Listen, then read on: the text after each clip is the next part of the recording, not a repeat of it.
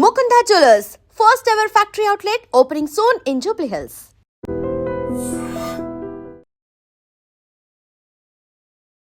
Hello viewers, welcome to Idol media. ఎక్కడైనా ఒక శవం కనిపించిందంటే చాలు మృతదేహం కలకలం రేపిందంటూ ఆ చుట్టుపక్కల ప్రాంతాలకు కూడా వెళ్ళడానికి భయభ్రాంతులకు గురవుతుంటాం. అదేవిధంగా ఎక్కడైనా క్రైమ్ సీన్స్ జరిగినా, ఎవరైనా హ్యాంగ్ చేసుకున్నారన్నా, అమ్మో మనకి ఎందుకు తలనొప్పి, అమ్మో రాత్రికి నిద్ర పట్టుకు చూస్తే భయం అంటూ కూడా అనేక రకాలుగా మనం టెన్షన్స్ పడుతుంటాం. కానీ స్వచ్ఛందంగా సేవ చేసే వారికి మాత్రం అలాంటి ఆలోచన ఉండదని నిరూపిస్తున్నారు విజయనగరం జిల్లా చీపురుపల్లి నియోజకవర్గానికి చెందినటువంటి నారాయణ స్వామి గారు. వాలంటీర్గా అనాథ శవాలకి దహన సంస్కారాలు చేస్తూ ఎక్కడైనా మృతదేహం ఉంది అని సమాచారం వస్తే చాలు ఆయన వంతుగా వెళ్ళి, అదేవిధంగా పోలీసుల ఆధ్వర్యంలో, వైద్యుల ఆధ్వర్యంలో ఆయన చేయవలసిన కార్యక్రమాలు చేస్తూ పోస్ట్ మార్టం రూమ్కి తీసుకువచ్చి పోస్ట్ మార్టం అయిన తర్వాత అంతే భద్రంగా ఆ బాడీని ఫ్రీజర్లో పెట్టినంత వరకు కూడా ఆయనే ఆ మృతదేహానికి ఆత్మబంధువు. సో అలాంటి ఆయన మనం ఇప్పుడు మాట్లాడుతున్నామంటే చాలా ఎక్స్పీరియన్సెస్ ఉంటుంటాయి కదా. ఎందుకంటే ఎక్కడైనా శవం ఉందంటే భయపడి పక్క వీధుల్లో నుండి పారిపోతుంటుంటారు. అలాంటిది ఏదైనా క్రైమ్ సీన్ జరిగిందంటే ఎందుకులే రాత్రంతా బ్లడ్ మార్కే కళ్ళ ఉంటుంది, మనకు అంత అవసరమా అని చాలామంది భావిస్తుంటుంటారు.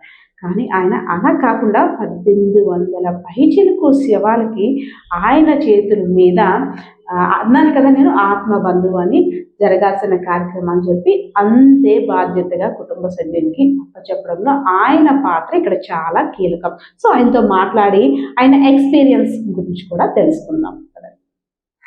నారాయణ స్వామి గారు, నమస్తే అండి. అంటే చనిపోయిన బాడీ అనేసరికి ఒక్కసారిగా అలా ఉండే లెవెల్ చనిపోయిందా అనేది మనలో మనమే భయపడుతుంటాం. చావు అనేసరికి మనం అంత బేగా స్వీకరించాం అది ఎవరిదైనా సరే.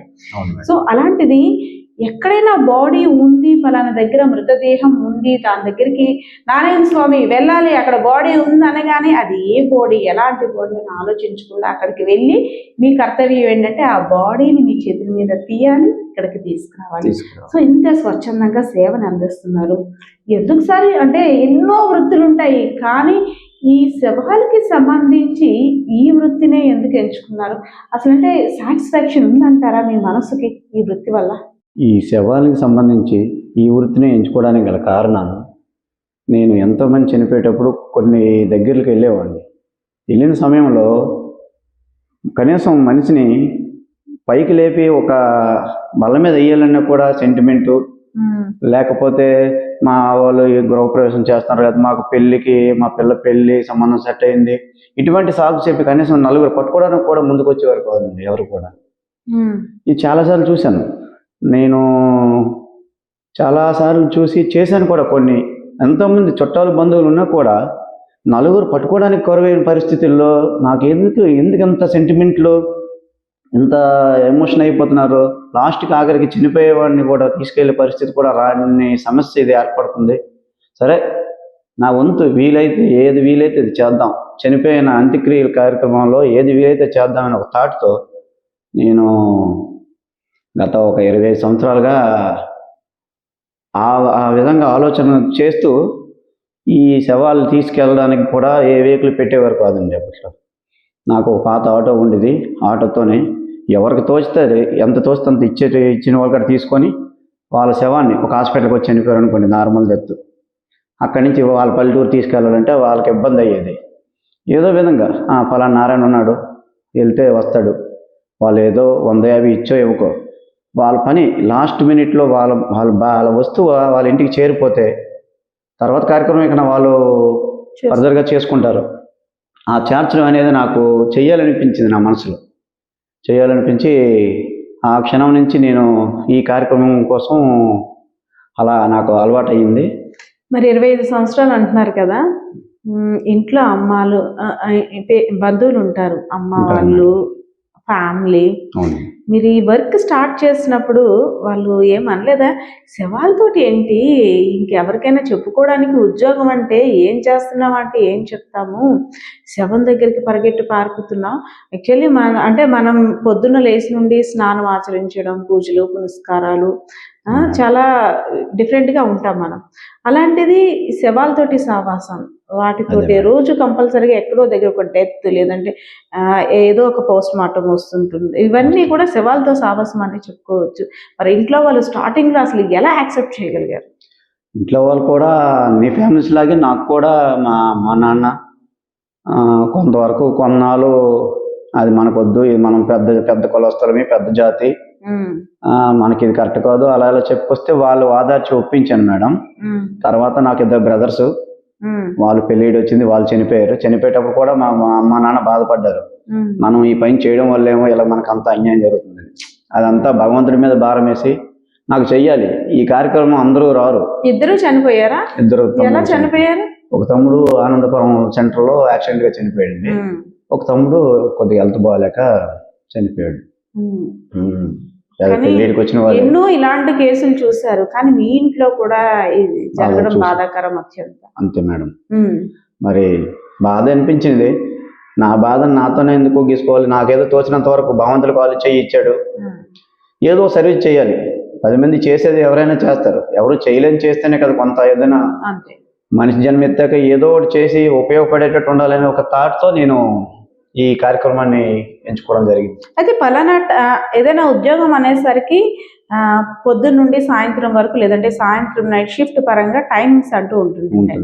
కానీ మీకు అలా కాదు, 24/7 అసలు ఎక్కడ ఏది జరుగుతుందో తెలియదు, ఎక్కడ ఏ బాడీ ట్రేస్ అవుట్ అవుతుందో తెలియదు, ఎక్కడ క్రైమ్ ఎలా జరుగుతుందో తెలియదు, ఎక్కడ ఏ డెత్ అవుతుందో తెలియదు. సో నైట్ ఫోన్ కాల్స్ రాగానే పొద్దున్న వస్తానంటారా, లేదంటే ఆన్ స్పాట్ రెడీ అంటారా? లేదు మేడం, ఈ 5 మండలాలు చీపురుపల్లి, గరివిడి, గొర్ల, మెరకముడదాం, సిగడం మండలంలో కూడా ఒక 0.5%.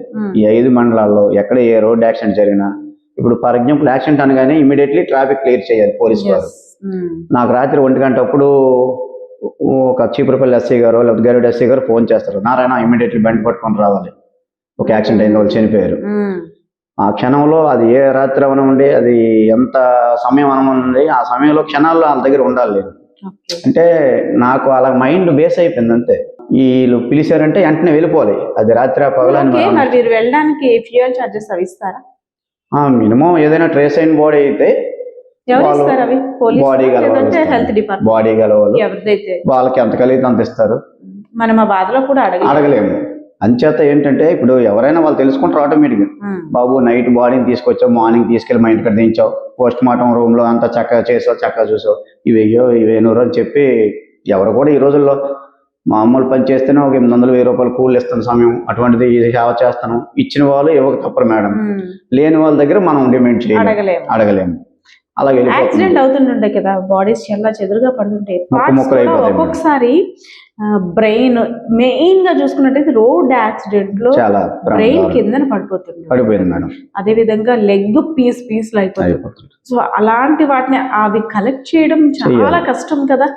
రీసెంట్ గా మొన్న నైట్ జరిగింది ఇక్కడే గరివిడి చీపురుపల్లి దాటాక, రైల్వే స్టేషన్ దాటాక ఒక అమ్మాయి స్పాట్ డెత్ అయిపోయింది.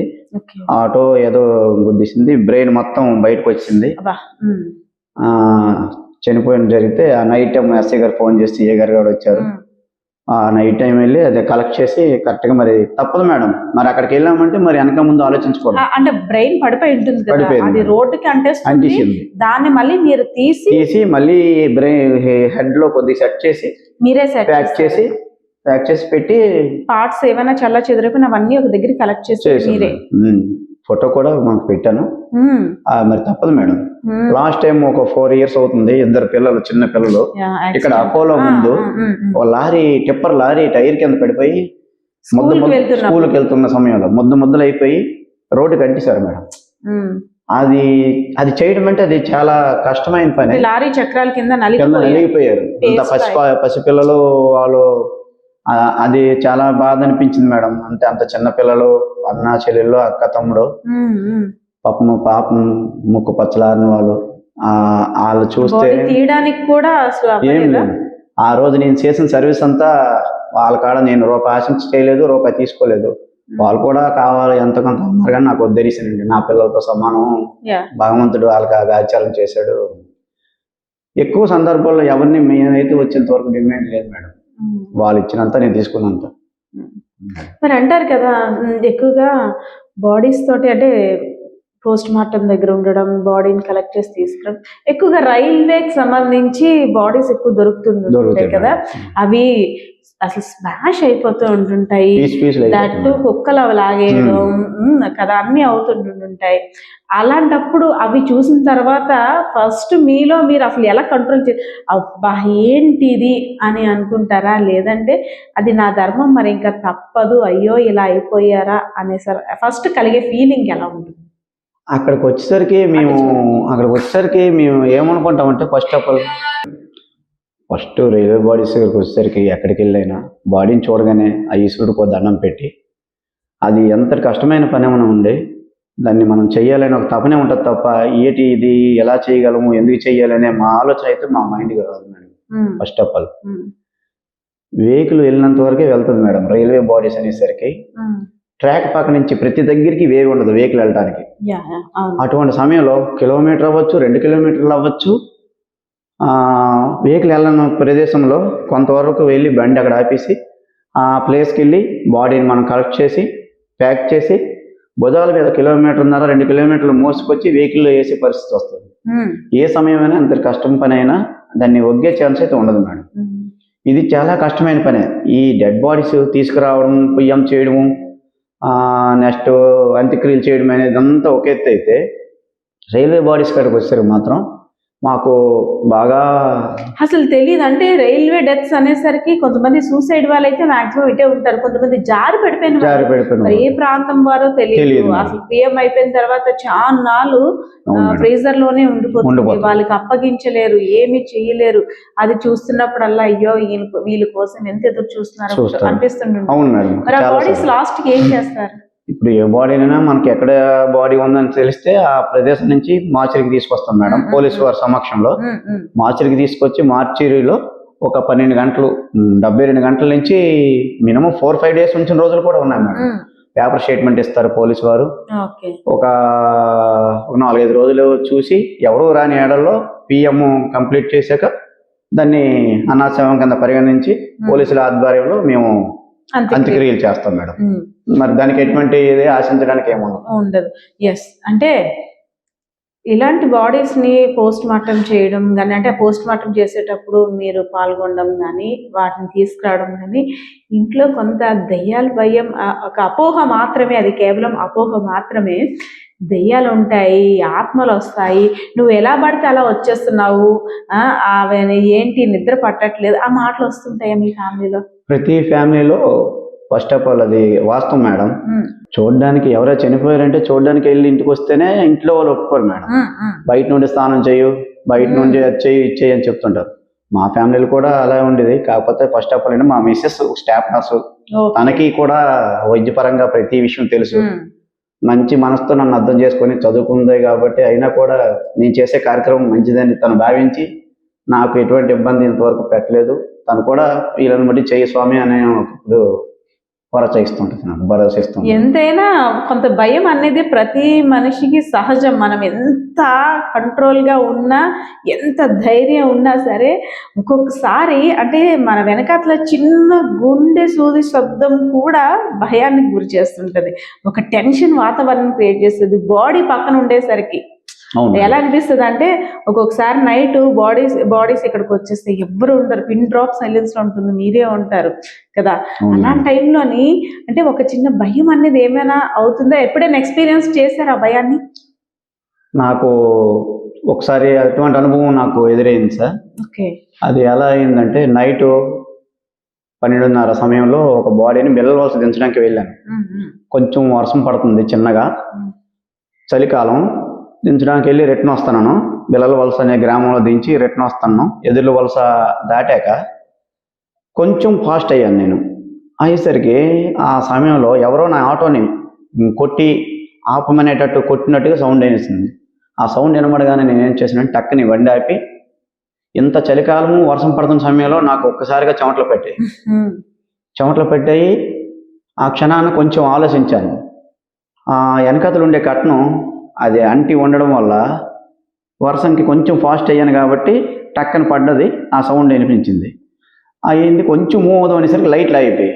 ఓకే. హెడ్ లైట్స్ అయిపోయి అక్కడ ఇంకా చెమటలు పట్టాయి నాకు కొంచెం. మరి ఎందుకు అనిపించిందో నాకు అంటే యాక్చువల్గా నేను ఎప్పుడు భయపడలేదు.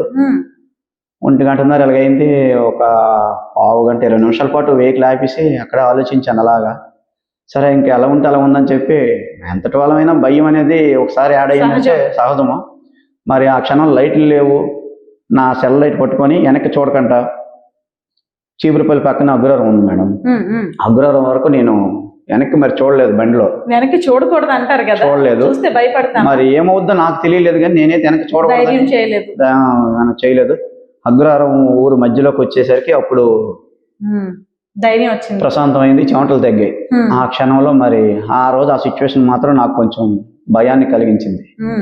అంటారు కదా, అంటే ఇన్ని శవాలకి పోస్ట్ మార్టం చేయడం, తీసుకువెళ్ళడం అని ఆత్మలు మాట్లాడుతాయి అనేసరి, అంటే ఒక ఆ గంట అరగంట ఆ శవం పక్కన ఉండేసరికి, ఆ మృతదేహాల పక్కన ఉండేసరికి నైట్ మరి మన నిద్దట్లో అలా అనిపించవచ్చు, కొంతమందికి అనిపించకపోవచ్చు. కానీ అంటుంటే కదా, ఆత్మలు వాళ్ళ ఆత్మ కనబడింది, వీళ్ళు నాతో మాట్లాడినట్టు అనిపించింది, ఏదో చెప్తున్నారు, ఏడుస్తున్నారు, పొద్దున పోస్ట్ మార్టం చేసిన బాడీ నా చుట్టే తిరుగుతున్నట్టుంది. అలాంటి ఎక్స్పీరియన్స్ అలా ఏం లేదండి. అలాగా నాకు ఎప్పుడు జరగలేదు. నేనైతే అటువంటిది ఏది నమ్మను కూడా. అయితే ఒకటి వాస్తవం, మరి నా గుండెకి ధైర్యం ఉందో లేదో తెలియదు, కానీ నాకైతే భయం అనేది ఎప్పుడూ లేదు. ఎన్నోసార్లు ఒక 3-4 సేవలు వచ్చేటప్పుడు బల్లల మీద వేసిన తర్వాత పక్కన కూడా ఒక శవం ఉన్నా నేను ఆ నైట్ అక్కడ ఉండిపోవాలనిపించేటప్పుడు నేను అక్కడే నా వెహికల్లో బాడీ ఉన్నా నేను పడుకుని పోయిన రోజులు కూడా ఉన్నాయి మేడం. నాకైతే ఇదంతా ఏం లేదండి. నా వరకు అయితే ఏం రాలేదు, ఇంతవరకు ఏం కనబడలేదు నాకు ఏ రోజు కూడా. నేను ఏ నైట్ టైం అయినా, ఏ రాత్రి మీద ఎక్కడికి వెళ్ళాలంటే అక్కడికి వెళ్ళిపోతాను, ఏడ్ చేయాలంటే చేస్తాను. ఎక్కడి నుంచి ఫోన్ వస్తే అక్కడికి వెళ్తుంటాను. లేదా ఏదో తీసుకొచ్చారు ఇక్కడ నార్మల్ డెత్ అయిపోయి తీసుకెళ్ళి దించారంటే నైట్ 1 గంట 2 అవుతుంది, దించి మళ్ళీ రిటర్న్ ఒకనే వస్తుంటాను, ఒకనే వెళ్తుంటాను. నాకు భయం అనేది ఎప్పటికీ తెలియలేదు. మరి నాకు అయితే ఇప్పటికీ మీ చేతుల మీద ఎన్ని మృతదేహాలకు అంత్యక్రియలు చేస్తారండి? నాకు తెలిసి అనాథ శవాలు అయితే ఒక 20-25 అనాథ శవాలు. అంటే 5 రోజులు చూస్తారు కదా అనాథ శవం అనేసి మీరు చేసేస్తామని. తర్వాత ఆ కుటుంబ సభ్యులు తెలుసుకొని వచ్చిన తర్వాత, అంటే ఒక నెల రోజులు మేబీ కొంతమందికి సమయం పట్టొచ్చు, కొంతమందికి సంవత్సరం సమయం పట్టొచ్చు. ఎలాగో ఒక లింక్ ఆధారంగా తెలుసుకుంటారు. అలా వచ్చిన కేసు ఏమైనా ఉందా? అలా వచ్చిన కేసులు ఉంటే అది పోలీసు వారు పరిష్కరిస్తారు మేడం. మీ దగ్గరికి వచ్చి ఉందా మా వాళ్ళని అడుగు. అలాగా నాకు ఒక 2 కేసులు వచ్చాయి మేడం. కలకత్తా నుంచి ఒక బాడీ రైల్వే జారి పడిపోయారు. పడిపోయాక ఆయన ఆధార్ కార్డు గానీ ఏం లేవు, అప్పట్లో ఆధార్ కార్డులు లేవు మేడం. అయితే వీళ్ళు పేపర్ ఇవ్వడం, పేపర్ స్లిప్పింగ్లు ఒకరి ద్వారా ఒకరికి ఎవరికి తెలియడం వల్ల 18 నెలలు 16 నెలలు అయిన తర్వాత అక్కడికి వచ్చారు మేడం. ఆమదల వలస రైల్వే పోలీసులు వారి కాడికి వాళ్ళ ద్వారా తెలుసుకొని అక్కడ మేము ఎక్కడైతే పాతామో అక్కడికి వచ్చారు. సమాధి కాడ కొంచెం బాధపడ్డారు. ఎందుకంటే మేము ఎప్పుడు కూడా అనాథ బాడీ అనేసరికి గుమ్ము తీసే పోతాం, కన్నం చేస్తారు, దహనం చేయరు మేడం. ఎప్పటికైనా వాళ్ళ తరపులు వస్తారు. ఒకవేళ 2-3 రోజులు 4-5 రోజుల్లో పాతిన తర్వాత వస్తే మళ్ళీ అది రీఓపెన్ చేయాలనుకుంటే పోలీసు వారి సమక్షంలో వాళ్ళు చెప్పే విధంగా బాడీ అప్పటికి బాగానే ఉంటుంది, కొంచెం ఉంటుంది మేడం. ఒక 70% ఇలా పోతుంది. కానీ పురుగులు ఉంటాయా? పురుగులు వస్తాయి, పురుగు వచ్చేస్తుంది మేడం. పురుగు వచ్చేస్తుంది. ఇంత ఉప్పేసి అన్ని కప్పుతారు, అయినా పురుగు వచ్చేస్తుంది. పురుగు అంటే ఎలాంటిది? వైట్ పురుగు మేడం, తెల్ల పురుగు. బియ్యంలో ఉండే పురుగులు లాంటివా? బియ్యంలో ఉండే పురుగు కంటే పెద్దది, కొంచెం పెద్దది, ఒక 1/2 ఇంచ్ ఉంటాయి మేడం పురుగు. పెద్ద ఈ రెక్క పురుగులు అంటారు, అలాంటి పెద్దవా? రమి ఆ టైప్ లో ఉంటాయి మేడం. ఓకే, అంటే బాడీ ఎక్కువ డీకంపోజ్ అయిపోతే ఆ పురుగులు వచ్చేస్తాయి మేడం. కానీ నార్మల్ గా బ్రతికున్న మనిషిలో పురుగులు ఉంటాయి అంటారు, నిజమేనా? బ్రతికున్న మనిషిలో పురుగు అనేది మరి అది కరెక్ట్ కాదు, బ్రెయిన్ లో ఉంటాయి బాగా. అంటే ఇప్పుడు ఎక్కడైనా డెత్ అయ్యింది అంటే వెంటనే మీ దగ్గరికి ఎక్కువ టైం కాకుండా వెంటనే వచ్చేసింది అనుకోండి, పొద్దున్న డెత్ అవగానే ఈవినింగ్ కి బ్రెయిన్ లో పురుగులు ఉంటాయా? ఉంటాయి మేడం. అంటే నార్మల్ గానే ఉంటాయి, డెత్ అయిందని కాదు, మామూలుగా ఉంటాయి పురుగులు అనేవి బ్రెయిన్ లో. చూస్తారా? అవి పాకరిస్తుంటుంటాయి కదా సైడ్స్? అంత ఎక్కువ ఉండవు మేడం. ఎన్ని ఉంటాయి? ఏవో 3-4 ఉంటాయి మేడం, కొద్దిగా పెద్ద పురుగులు ఉంటాయి. మనకి ఇప్పుడు యాక్చువల్గా గొర్రెపోతు తలకాయ చేయించినప్పుడు కూడా పురుగులు తీస్తారు మేడం. ఓకే, సేమ్ అంతే, యాజ్ ఇట్ ఈజ్ సేమ్ అంతే, అలానే brain ఉంటాయి. అంతే. అంటే మనం బ్రతుకున్న మనిషిలో కూడా బ్రెయిన్ లో ఉంటాయి. పురుగులు ఉంటాయి. అంటారు కదా మేడం పెద్దలు, పురుగు కదిలేటప్పుడు తుమ్ములు వస్తున్నాయి వస్తుంది అలాగే. అనేసి అని. అంతే. అంటే మీరు ఎక్స్పీరియన్స్ చేస్తున్నారు కదా, మీరు డాక్టర్స్ ని అడిగినా ఒక అంతగా ఇన్ఫో ఉండదు, మీరు లైవ్ లో చూస్తారు అవును కాబట్టి. మేడం. మరి ప్రతిరోజు మీరు ఇక్కడికి ఎంటర్ అయ్యేటప్పుడు హెడ్ బాత్ చేసుకొని అంటే మీరు ఇందాక నాకు చెప్పారు ఇది నాకు దేవాలయంతో సమానం అని. సమానం మేడం. మళ్ళీ ఇంటికి వెళ్ళాక కూడా కంపల్సరిగా హెడ్ బాత్ చేస్తాను మేడం. రోజు ఎర్లీ మార్నింగ్ ఎవ్రీడే లేచి తెల్లవారు లేవగానే 4 o'clock లేచి స్నానం చేసుకొని శివాలయం ఉంది మేడం మా ఊర్లో పక్కనే. మార్నింగ్ శివాలయంకి వెళ్ళి నెక్స్ట్ టైం నేను చేసే పని చేస్తుంటాను మేడం.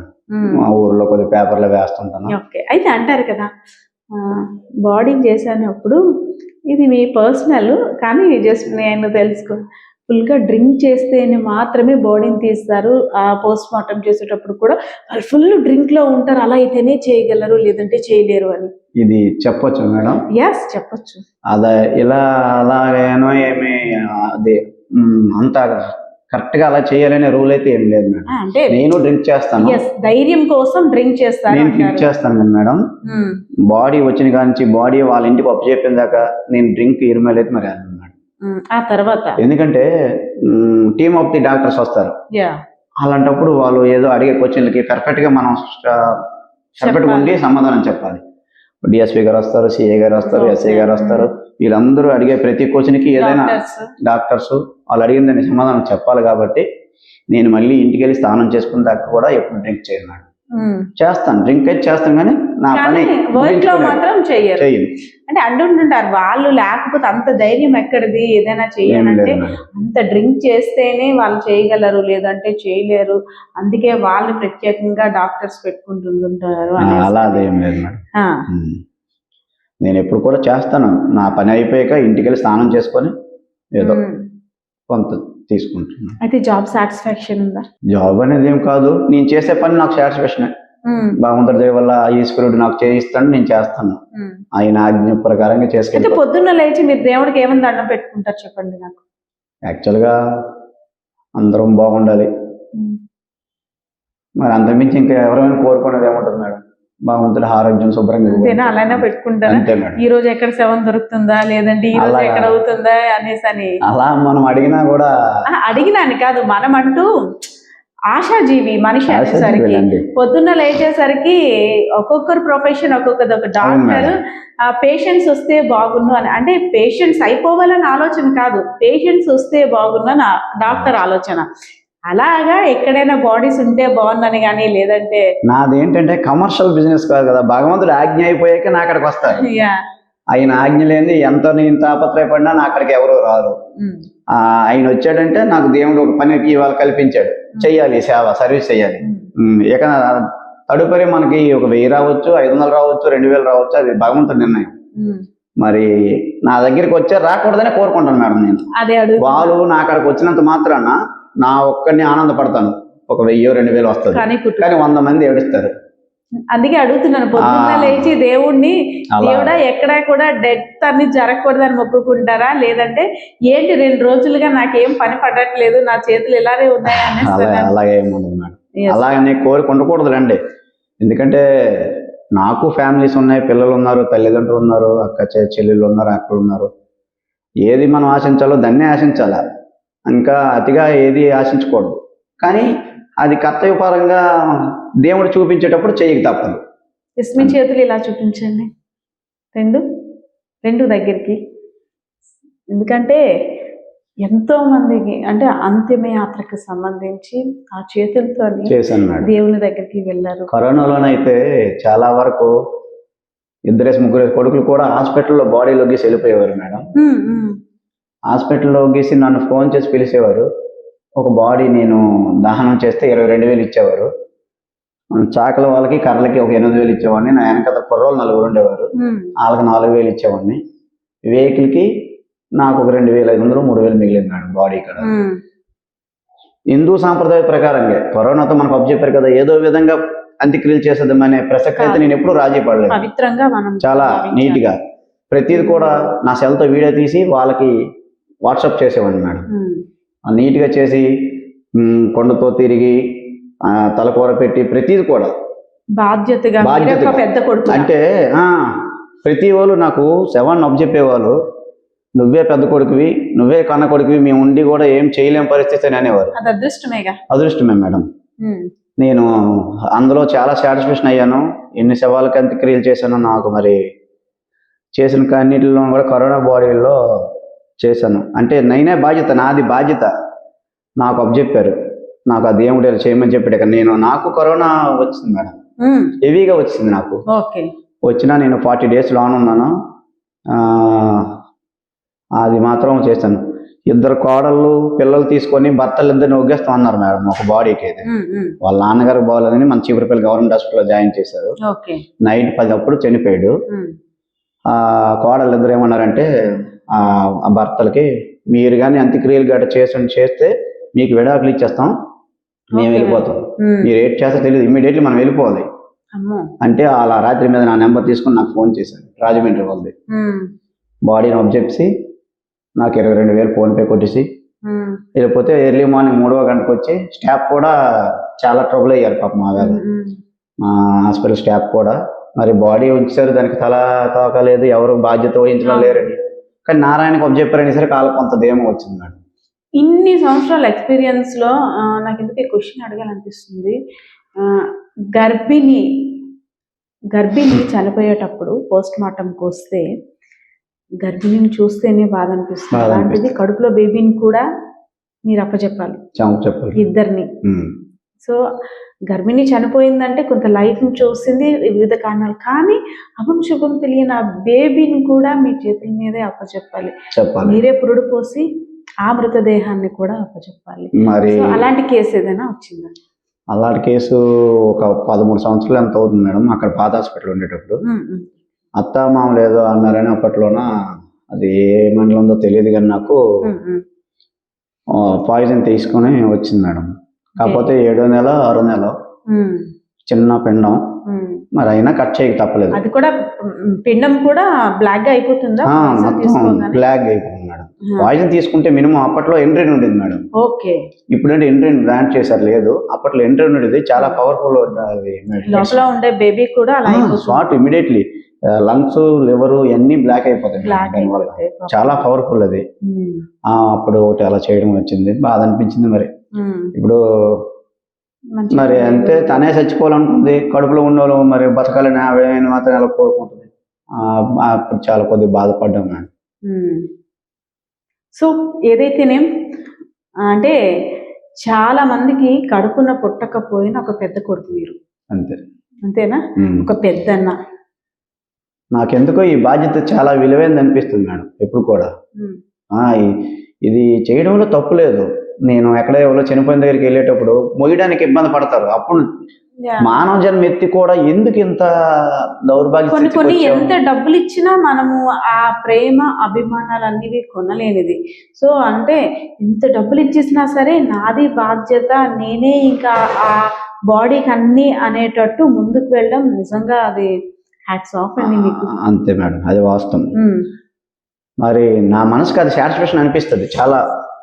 నారాయణ స్వామి గారు, నేనైతే మాత్రం నా తరపున అంటే ఎన్ని అనాథ శవాలకు అంత్యక్రియలు చేశారు, ఎంత మందిని మీ చేతుల మీద అప్పగించారో ఆ కుటుంబ సభ్యులకి పోస్ట్ మార్టం అయిన తర్వాత.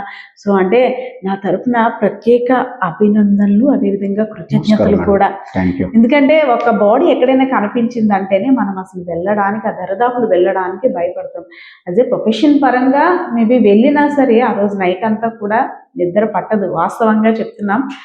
క్రైమ్ ఏదైనా కవర్ చేయడానికి వెళ్ళేటప్పుడు నైట్ చాలా ఇబ్బంది పడతాం మేము యాజ్ అ రిపోర్టర్స్గా కూడా. కానీ అలాంటిది ఆ సీన్లో ఉండడమే కాకుండా చెల్లా చెదురైపోయిన బాడీస్ అన్నింటినీ కూడా కలెక్ట్ చేసి వైద్యుల పోలీసుల ఆధ్వర్యంలో ఇక్కడికి తీసుకొచ్చి పోస్ట్ మార్టం చేయడమే కాకుండా మళ్ళీ అంతే బాధ్యతగా, ఎందుకంటే ఆ బిడ్డని ఆ బంధువులకు అప్పచెప్పాలి, ఆ తల్లిదండ్రులకి ఇవ్వాలి. కరసారి చూసుకుంటున్న ఆ తల్లిదండ్రులకి ఆ బిడ్డ మోముని చూసి ముద్దాడేటట్టు ఇవ్వాలి.